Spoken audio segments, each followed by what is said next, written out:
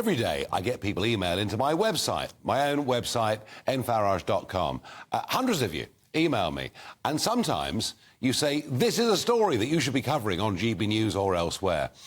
And every now and again, there's one that really is a little bit special. What we got overnight was a message that a preacher, who I think we could probably quite safely call a hate preacher, from Bangladesh was coming to the United Kingdom.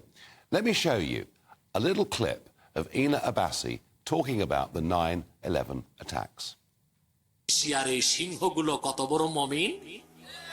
Maslak ভিন্ন, ইসলামের মূলে তো এক।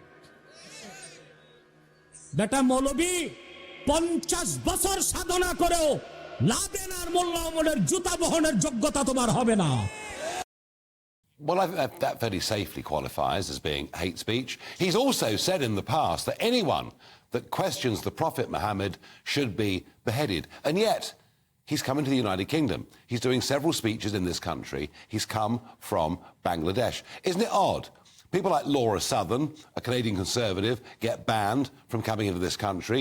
Geert Wilders, who was an elected member of the Dutch Parliament, gets banned from coming into this country. Yet this man is here and free to tour and spread these messages. Tonight, I ask, is the Home Office asleep at the wheel? Let me know what you think. Farage@gbnews.com. Well, I'm joined now by Charlie Peters, our GB News Investigates reporter. Charlie, this one looks pretty shocking. Absolutely. I mean, we've seen the clip there of him praising the 9/11 terrorists, describing them as brave lions, and going on also to apply great praise to Osama bin Laden, saying that his followers are not worthy to carry his shoes.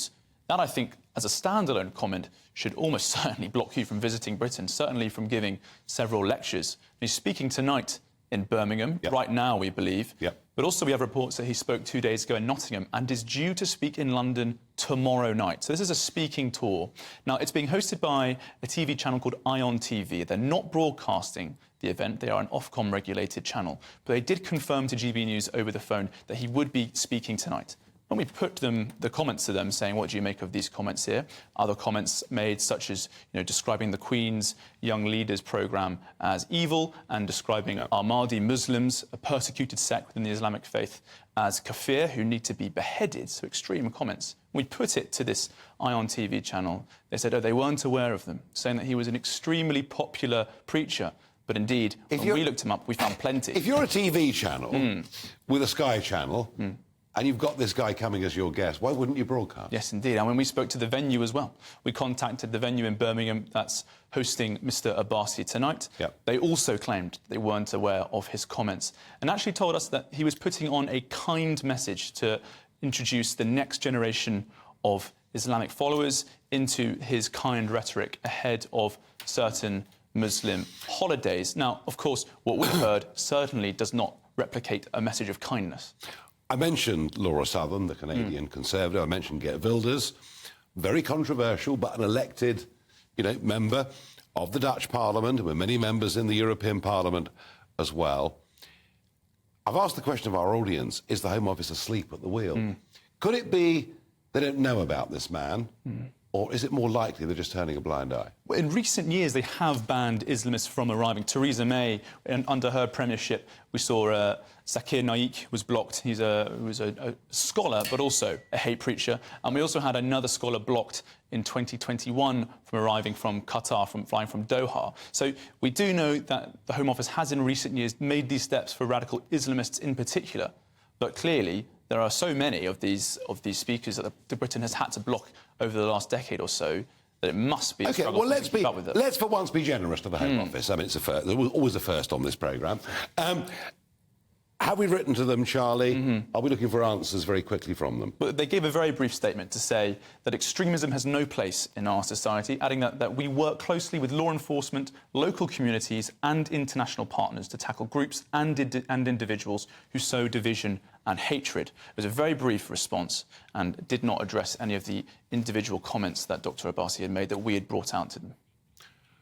Well, And John Speller, the MP, Labour MP, has been very outspoken on Yes, this. he wants to know why the Home Office has missed it. How can we have situations where other Islamists have been blocked? And this extremely popular preacher, and it is important to note that this preacher is extremely popular. Dr. Abbasi has huge crowds following him in Bangladesh, and clearly some supporters in the Bengali community in Britain, clearly enough to put on a speaking tour. So this former Labour Defence Minister asked, you know, are the Home Office aware of this, or are they asleep at the wheel? John Speller, Charlie, you and I, we're all asking the same question. It could be that the Home Office didn't know, in which case we will forgive them. But please, when we raise a very specific point, raised by a GB News viewer, and thank you for doing that, don't ignore us anymore, or we'll be back on this case tomorrow. It's your job in the Home Office to keep hate preachers out. I expect between now and 7 o'clock tomorrow for some action to be taken. Charlie, thank you very much indeed.